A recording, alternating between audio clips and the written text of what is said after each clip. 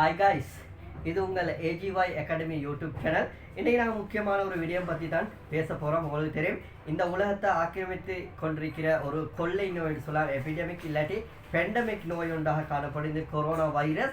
அது சார்ந்த வகையில் தான் நாங்கள் பார்க்க போகிறோம். அப்படி என்று சொன்னால், முதலாவதாக வைரஸ் என்றால் என்னன்னு சொல்லி தான் நாங்கள் பார்க்க போகிறோம். அது சம்பந்தமான பூரணமான தெளிவொன்றை பெற்றுத்தரும் ஒரு வீடியோவாகத்தான் இது அமைய போகின்றது. அதனால கட்டாயம் நீங்கள் முழுமையாக இந்த வீடியோவை பாருங்கள், ஸ்கிப் பண்ணாமல். அதோட உங்களோட அன்போட இந்த AGY அகாடமி என்ற யூடியூப் சேனலை சப்ஸ்கிரைப் பண்ணுங்கள், லைக் பண்ணுங்கள், கமெண்ட் பண்ணுங்கள், ஷேர் பண்ணுங்கள். அதே மாதிரி சைடில் இருக்கிற பெல் பட்டனை கிளிக் பண்ணி ஓல் என்ற கொடுங்க. அப்போ தான் உங்களுக்கு புவியியல், அரசியல், ஜெனரல் நாலேஜ் சம்மந்தமான விடயங்கள் உங்களோட டைம்லைனில் வரும், நோட்டிஃபிகேஷனில் வரும். அதனூடாக உங்களுக்கு அதிக பயன் பெறக்கூடிய வகையில் காணப்படும். வைரஸ் என்று சொல்லி நாங்கள் பார்க்கும் பொழுது உலகத்திலே காணப்படக்கூடிய மிகவும் சிறியதான இல்லாட்டி மிகவும் நுண்ணிய ஒரு உயிரினமாகத்தான் வைரஸ் கருதப்படுகின்றது. அந்த வகையில் உயிர் வாழக்கூடிய உயிரற்ற ஒரு பொருளாகவும் கருதப்படுது. சில அறிஞர்கள் வைரஸ் சம்பந்தமாக உயிருள்ள வகை என்றும், அதே மாதிரி சில அறிஞர்கள் சொல்கிறாங்க, இப்படி வாதிடுறாங்கன்னு சொன்னால் இது உயிரற்றவை என்றும் வாதிடுறாங்க. அந்த வகையில் நாங்கள் பார்க்கும் பொழுது உங்களுக்கு தெரியும், இது எல்லா இடத்துலையும் பரவி காணப்படக்கூடிய ஒன்றாக உலகத்தில் காணப்பட்டாலும் இந்த வைரஸ் என்றது ஆரம்பத்தில் உயிரற்ற ஒரு சடப்பொருளாகத்தான் காணப்படும். பின்பு ஏதாவது ஒரு தாவரம் இல்லாட்டி ஏதாவது உயிரினத்தின் உள்ளே சென்று அந்த இடத்தை ஆக்கிரமித்து வாழக்கூடியதாக, வளர்ச்சி அடையக்கூடியதாக, இனப்பெருக்கம் செய்யக்கூடியதாகத்தான் காணப்படுது. அந்த வகையில் தான் இதோட மெக்கானிசம் இல்லாட்டி பொறிமுறை காணப்படுது. இந்த வைரஸ்ன்னு சொல்லி நாங்கள் பார்த்தோம்னு சொன்னால், இந்த உலகத்தில் அதிக அளவு வைரஸ்களாக இல்லாட்டி அதிக தாக்கம் செலுத்தக்கூடிய வைரஸ்களாக நாங்கள் சொல்லி பார்த்தோம்னு சொன்னால், உங்களுக்கு தெரியும், பெரியம்மை, அதே மாதிரி தட்டம்மை, அதே மாதிரி இன்ஃப்ளூயன்சா வைரஸ், அதே மாதிரி நாங்கள் பார்த்தோம்னா ஸ்பானிஷ் வைரஸ், எய்ட் வைரஸ், அதாவது HIV எய்ட்ஸ் வைரஸை சொல்லலும், அதே மாதிரி எபோலோ வைரஸை சொல்லலும், நாய்க்கடி அதாவது வெறிநாய்ன்னு சொல்லலாம், அதாவது நாய்க்கடி வைரஸ், ரெபிஸ்ன்னு சொல்கிறேன். இந்த வைரஸ்கள் எங்களுக்கு சொல்லலும் வைரஸ்களாக. அந்த வகையில் நாங்கள் பார்க்கும் பொழுது உங்களுக்கு தெரியும், இந்த வைரஸ் காரணமாக உலகத்தில் பல மில்லியன் இல்லாட்டி பல கோடி மக்கள் உயிர் இழந்திருக்கிறாங்க. அந்த வகையில் ஆரம்ப காலத்தில் நாங்கள் பார்க்கும் பொழுது 2ஆம் 3ஆம் நூற்றாண்டுகளில் ஒரு பாரிய அச்சுறுத்தலை வழங்கக்கூடிய, அதாவது ரோமானிய பேரரசுகளை வீழ்த்திய ஒரு கொள்ளை நோயாக, எபிடமிக் நோயாக இந்த வைரஸ் காணப்பட்டிருக்கின்றது. முழுமையாக அந்த பேரரசை வீழ்த்தி இருக்கின்றது. அந்த அளவுக்கு ஒரு பயங்கரமான ஒன்றாகத்தான் இந்த வைரஸ் காணப்படுது. இந்த வைரஸ் சம்பந்தமான ஆராய்ச்சிகள் 18ஆம் நூற்றாண்டு, அதாவது 1890க்கு பின்பு தான் உலகத்தில் விஞ்ஞானிகளால் முன்னெடுக்கப்பட்டிருக்கின்றது. அந்த வகையில் நாங்கள் பார்க்கும் பொழுது ரஷ்யாவில் 1890 அந்த கால பகுதியில் புகையிலை செடிகள் இல்லாட்டி புகையிலை பயிர் செய்கைக்கு ஒரு நோய் ஏற்பட்டு இருக்கின்றது.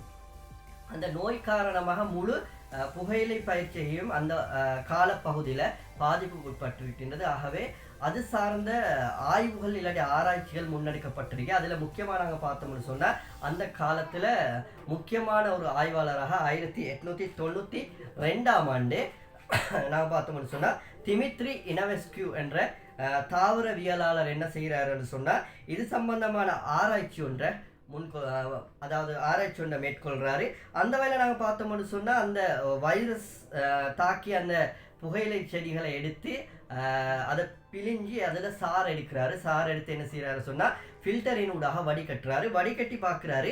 இந்த வடிகட்டலின் ஊடாக பார்க்கும் பொழுது பாக்டீரியா மட்டும்தான் வடிகட்டப்படும், மீதி எல்லாம் சாராக வரும்.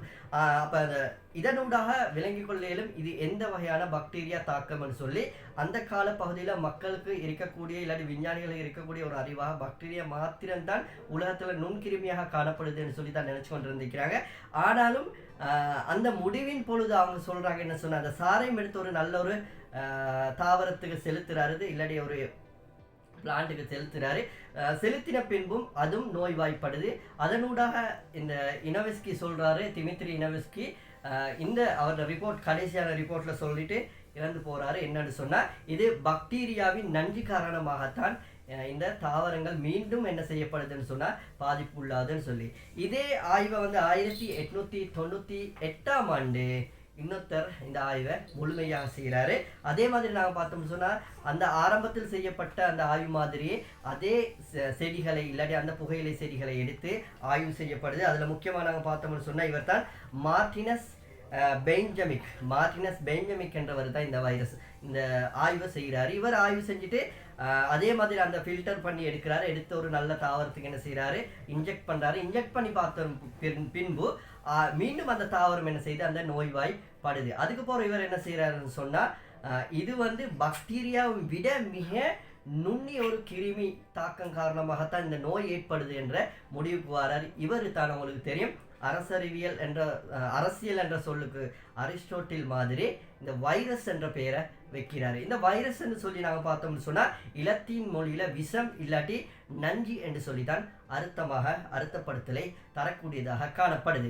இந்த வைரஸை கற்கக்கூடிய ஒரு கல்வித்துறை இல்லாட்டி பயிலும் பாடமாக நாங்கள் பார்த்தோம்னு சொன்னால் வைரலோஜியாக காணப்படுது. இந்த வைரலோஜியின் தந்தைகளாக நாங்கள் பார்த்தோம்னு சொன்னால் அந்த ஆராய்ச்சிகளை முன்னெடுத்த 2 பேர் தான். ஒன்று டிமித்ரி இவனெஸ்கியூ, அதாவது இவனெஸ்கியூ என்றவரும், அடுத்து நாங்கள் பார்த்தோம்னு சொன்னால் மார்டினஸ் பெஞ்சமிக், இவங்க 2 பேர் தான் அந்த வைரலோஜி என்ற கற்கை துறையின் தந்தையாக காணப்படுறாரு. அந்த வகையில் இந்த ரஷ்யாவின் புகையிலை தாக்கிய வைரஸாக அந்த காலத்தில் என்ன வைரஸ் காணப்படுதுன்னு சொல்லி நாங்கள் பார்த்தோம்னு சொன்னால் டொபேக்கோ மொசைக் வைரஸ் என்ற இனம் ஒன்று தான், இல்லாட்டி வைரஸ் வகை ஒன்று தான் தாக்கம் செலுத்தி இருக்குது. அப்போ உங்களுக்கு இதில் இருந்து விளங்கிக் கொள்ள இயலும் என்னன்னு சொன்னால், வைரஸ் என்றது அந்த காலம் உலகம் உருவாகின அந்த மனித சமுதாயத்திலிருந்து இன்றைக்கு வர காட்டிலும் மனிதர்களுக்கும் விலங்குகளுக்கும் பாக்டீரியாவுக்கும் தாக்கம் செலுத்தக்கூடியதாக வைரஸ்கள் காணப்பட்டிருக்கு. ஆனால் அது சம்பந்தமான அறிவு வந்து 19ஆம் நூற்றாண்டு பின்பு தான் மனிதனுக்கு அது சம்பந்தமான நாலேஜ் ஒன்று கிடைச்சிருக்கு, இல்லாட்டி இந்த வைரஸ் ஒன்று காணப்படுதுன்னு சொல்லி கண்டறிஞ்சிருக்கிறாங்க. அந்த வகையில் அவங்களுக்கு தெரிந்த வைரஸ் ஆனது தாவரங்களை தாக்கக்கூடியதாக காணப்படுது, உயிரினங்கள் மனிதர்களை தாக்கக்கூடியதாகவும் காணப்படுது, பாக்டீரியாவை தாக்கக்கூடியதாக காணப்படுது. அந்த வகையில் நாங்கள் பார்த்தோம்னு சொன்னால் பாக்டீரியாவை தாக்கக்கூடிய வைரஸாக பாக்டீரியாவை சாப்பிடும் வைரஸ், அதாவது பாக்டீரியா பாச் என்ற வைரஸ் காணப்படுது. அதே மாதிரி தாவரங்களை தாக்கக்கூடிய வைரஸாக நாங்கள் முதல்ல பார்த்த மாதிரி தான் டொபேக்கோ மொசைக் வைரஸ் எங்களுக்கு சொல்லலாம். அதே மாதிரி உயிரினங்களை தாக்கக்கூடிய வைரஸாக எங்களுக்கு சொல்லலாம் சாஸ் மேஸ்ன்னு சொல்லலாம், இன்ஃப்ளூயன்சா வைரஸ் சொல்லலாம், இப்போ இருக்கிற COVID-19 இல்லாட்டி கொரோனா வைரஸ் எங்களுக்கு சொல்லலாம். ஓகே, நாங்கள் அடுத்ததாக பார்ப்போம் வைரஸின் கட்டமைப்பு இல்லாட்டி அந்த உருவம் ஸ்ட்ரக்சர் எப்படி உருவாக்கப்பட்டிருக்குது, எப்படி அதோட வடிவம் காணப்படுதுன்னு சொல்லி பார்ப்போம்.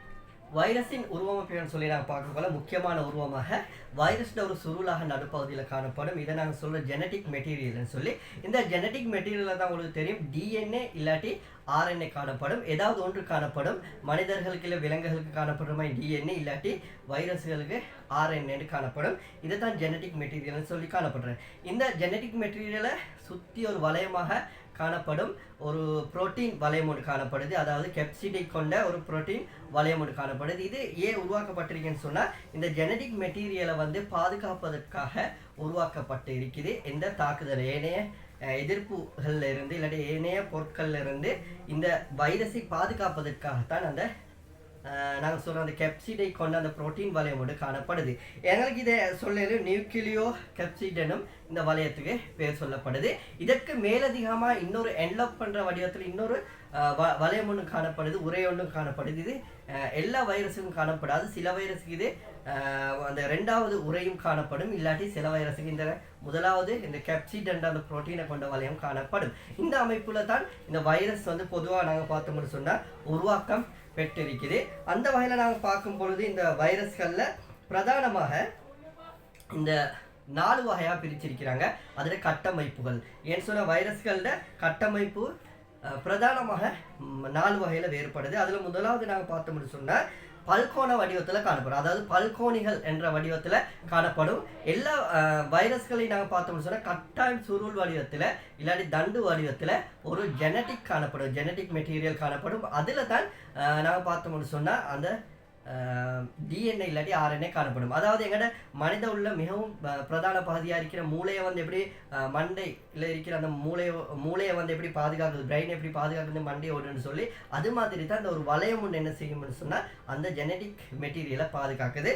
அந்த வகையில் அது பல்கோணி என்ற அமைப்பில் காணப்படும், பல கோணங்களில் காணப்படும். இது ஒரு வகையாக சொல்லப்படுது. அடுத்து நாங்கள் பார்த்தோம்னு சொன்னால் ஹெலிகர் ஷேப்பில் காணப்படும், ஒரு உருளை வடிவத்தில் இல்லாட்டி ஒரு சிலிண்டர் வடிவத்தில் காணப்படும். இந்த நடுவில் இருக்கிற இந்த ஜெனட்டிக் மெட்டீரியலை இந்த டிஎன்ஏவை இல்லாட்டி RNA பாதுகாக்கிறதுக்காக அதில் வட்டையில் அதில் ரவுண்டில் வந்து என்ன செய்யும்னு சொன்னால் ஏதாவது ஒரு சிலிண்டர் வடிவத்தில் காணப்படும். இது எங்களுக்கு ஈஸியாக பார்த்துக்கொள்ளணும் அப்படின்னு சொன்னால், இதுக்கு உதாரணமாக வாழைக்கொலையில் வந்து தண்டு வந்து ஜெனட்டிக் மெட்டீரியலாகவும் அதை சைடில் இருக்கிற அந்த ஒவ்வொரு வாழைப்பழங்களில் வாழைக்காய்கள் எங்களுக்கு சொல்ல என்னன்னு சொன்னால் இந்த வளையமாகவும் காணப்படும். அடுத்தது நாங்கள் பார்த்தோம்னு சொன்னால் மூணாவது வகை நாங்கள் பார்த்தோம்னு சொன்னால் அதாவது இரண்டாவது ஒரு வளையம் காணப்படுதுன்னு சொன்னேன். அந்த வளையத்தை எங்களுக்கு சொல்லும். அந்த வளையம் நாங்கள் பார்த்தோம்னு சொன்னால் உதாரணத்துக்கு மஞ்சள் காமாலை என்ற நோயை பரப்புகிற வைரஸுக்கு எங்களுக்கு சொல்லும். அந்த ரெண்டாவது ஒரு வளையம் காணப்படும். அடுத்தது நாலாவது வகையை நாங்கள் பார்த்தோம்னு சொன்னால் இந்த ஹெலிகர் ஷேப்பையும் அந்த சிலிண்டர் அமைப்பையும் இல்லாட்டி வாழைக்குலை அமைப்பையும் அதே மாதிரி பல்கோணி இந்த முக்கோண பகுதிகளையும் சேர்த்து இதை ரெண்டையும் மிக்ஸ் பண்ணி ஒரு சிக்கல் வாய்ந்த ஒரு வடிவமாக காணப்படும். இந்த 4 வகையும் தான் வைரஸில் காணப்படுற வகைகளாக காணப்படுது. நாலாவது வகையான இந்த ஹெலிகர் ஷேப்பையும் முக்கோணத்தையும் கொண்டு ரெண்டையும் மிக்ஸ் பண்ணின இந்த உருவமைப்புக்கு உதாரணமாக எங்களுக்கு பாக்டீரியா பாட்ச், அதாவது பாக்டீரியாக்களை சாப்பிடக்கூடிய வைரஸ்களை எங்களுக்கு உதாரணமாக எடுத்து காட்டிலும். அதே மாதிரி நம்மளுக்கு தெரியும் இந்த வைரஸ்களை அதாவது 15 நானோமீட்டரிலிருந்து 400 நானோமீட்டர் வரை இடைப்பட்ட பகுதியில் தான் இந்த மிக சிறிய உயிரினங்களாக இல்லாட்டி உயிரற்ற பொருட்களாக காணப்படும். இதை அவதானிக்கிறதுக்கு கட்டாயம் நாங்கள் என்ன செய்யணும், தொழில்நுட்பம் வாய்ந்த இந்த எலக்ட்ரானிக் மைக்ரோஸ்கோப்பை தான் பயன்படுத்தப்படுது. அந்த வகையில் இந்த எலக்ட்ரானிக் மைக்ரோஸ்கோப் என்ற நாங்கள் பார்த்தோம்னு சொன்னால் கோடிக்கணக்கு அளவில், அதாவது ஒரு பொருளை பல கோடி அளவில் பெரிதாக்கி காட்டக்கூடியதாக காணப்படும். அதன் ஊடாகத்தான் நாங்கள் கம்ப்யூட்டர் திரையில் எங்களுக்கு இதை பார்க்கலாம். அந்த வேலை நாங்கள் பார்த்தோம்னு சொன்னால் உலகத்தில் சிறிய வைரஸாக பார்த்தோம்னு சொன்னால் 15 நானோமீட்டர்களை கொண்ட பிகானோ வைரஸை சொல்லிலும். அதே மாதிரி உலகத்தில் பெரிய வைரஸ் இந்த வைரஸை வந்து சாதாரண மைக்ரோஸ்கோப்பின் ஊடாகவும் எங்களுக்கு பார்க்கலாம். அதை நாங்கள் பார்த்தோம்னு சொன்னால் பெரியம்மை வைரஸை தான் எங்களுக்கு எடுத்து காட்ட முடியும். அந்த வகையில் இந்த வைரஸ் வந்து எப்படி ஒரு மனுஷனை இல்லாட்டி ஒரு விலங்கை இல்லாட்டி ஒரு தாவரத்தை தாக்குதுன்னு சொல்லி நாங்கள் பார்த்தோம்னு சொன்னால் முதலாவதாக இந்த வைரஸ் வந்து நேரடியாக இல்லாட்டி இதை எடுத்துக்கொண்டு செல்ற காவி விலங்குகள் உயிரினங்களின் ஊடாக ஒரு மனுஷனுக்கு இல்லாட்டி தாவரத்துக்கு இல்லாட்டி ஏதாவது உயிரினத்துக்கு பெய்து என்ன செய்யும், அது முதலாவதாக அதன் உடலினுள் செல்லும். அந்த உடலினுள் சென்று முதலாவது என்ன செய்யும்னு சொன்னால் செல்லுக்கு போகும். செல்லுக்கு போகக்கூடிய அந்த வலை அமைப்போடு காணப்படும் சொன்னவங்களுக்கு அந்த வலை அமைப்பு, அந்த வலை அமைப்பின் ஊடாக அந்த கெமிக்கலை பயன்படுத்தி எப்படியோ அந்த செல்லுள்ளுக்கு களத்துள்ளுக்கு இந்த வைரஸ் உள்ளுக்கு போகும். உள்ளுக்கு போய்த்து என்ன செய்யும்னு சொன்னால் அந்த களத்தில் இருக்கிற சக்தியை எடுத்து ஒன்றாவது அந்த களத்தில் இருக்கிற சக்தியை எடுத்து வளர்ச்சி அடையக்கூடியதாகவும் இனப்பெருக்கம் செய்யக்கூடியதாகவும் காணப்படும். இந்த இனப்பெருக்கத்தை நாங்கள் முக்கியமாக பார்த்தோம்னு சொன்னால் வைரஸ்ட பகுதிகள் ஒவ்வொரு பார்ட்ஸாகத்தான் வளர்ச்சி அடையும். வளர்ச்சி அடைந்து கடைசி என்ன செய்யும், எசம்பிள் ஆகும். எல்லாம் ஒன்று சேர்ந்து ஒரு வைரஸாக சேர்ந்து பல வைரஸ்கள் இன்னைக்கு உருவாகும். அந்த பல வைரஸ்கள் ஒரு டீமாக என்ன செய்யும்னு சொன்னால் அந்த களத்திலிருந்து வெளியாகித்தான் ஏனைய களங்களை வைத்து தாக்கும். இந்த தாக்கத்தின் ஊடாகத்தான் என்ன நடக்கும்னு சொன்னால் மனிதனாக இருந்தால் அறிகுறிகள் சிம்பிள்ஸ் வரும். பல வகையான அந்த வைரஸுக்கு ஏற்ப சிம்பிள்ஸ்கள் வரும். இதனூடாக அந்த அதிகரித்த தாக்கத்தின் ஊடாகத்தான் அந்த மனிதர் என்ன செய்வார், இல்லாட்டி அந்த விலங்காக இருக்கட்டும் இல்லாட்டி உயிரினமாக இருந்தாலும் தாவரமாக இருந்தாலும் இறந்து விடக்கூடிய சந்தர்ப்பமும் காணப்படும். அந்த வகையில் இந்த வைரஸ்கள நான் சொன்னேன் உங்களுக்கு டிஎன்ஏ அதே மாதிரி ஆர்என்ஏ காணப்படுது. இந்த வைரஸில் காணப்படுற இந்த டிஎன்ஏ இல்லாட்டி ஆர்என்ஏ வந்து காலத்துக்கு காலம் மாற்றம் பெறக்கூடிய வகையில் காணப்படும். அதனால தான் இன்று வர காட்டிலும் அதுக்கு மருந்துக்கள் கண்டுபிடிக்கிற செயற்பாடுகள் வந்து ஃபெயிலியர் ஆகக்கூடிய தாகவும் அதுக்கான காரணமாகவும் அமைஞ்சிருக்கு. ஓகே, இன்றைக்கி வைரஸ் சம்பந்தமான இந்த பதிவில் உங்களுக்கு பூரண தெளிவு பெற்றிருக்கும் என்று நான் நினைக்கிறேன். அதே மாதிரி இந்த வீடியோ லைக் பண்ணுங்கள், ஷேர் பண்ணுங்கள், கமெண்ட் பண்ணுங்கள். உங்களோட அன்போட இன்னமும் AGY அகாடமி என்ற யூடியூப் சேனலை சப்ஸ்கிரைப் பண்ணாட்டி சப்ஸ்கிரைப் பண்ணுங்கள். ஓகே, அடுத்த வீடியோவில் இன்னொரு நல்ல பதிவோட சந்திப்போம்.